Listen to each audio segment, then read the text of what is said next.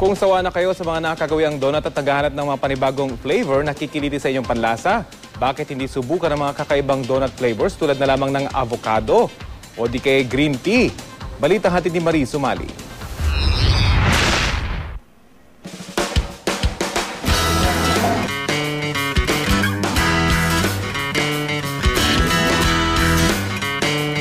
Nakatikim na ba kayo ng pizza and a donut? O kaya na may donut ensamada? Ilan lang ito sa 30 kakaibang flavors ng bilugang tinapay na tampok sa isang donut store. It's a lighter donut, tapos less sweet siya. So, mas marami ka talagang matatry na in one sitting. Kaya mo talaga kumain ng mas maraming donuts. Dahil galing Indonesia ang mother outlet ng tindahang ito, sadyang ibinagay raw ang donut nito sa popular Asian flavors tulad ng green tea at avocado.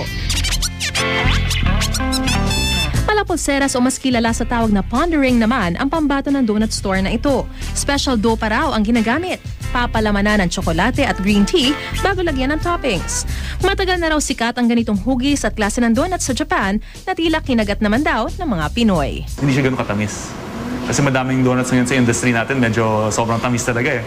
Talagang pag kinagat mo, pinapawisan ka na. Mariz Umali, GMA News.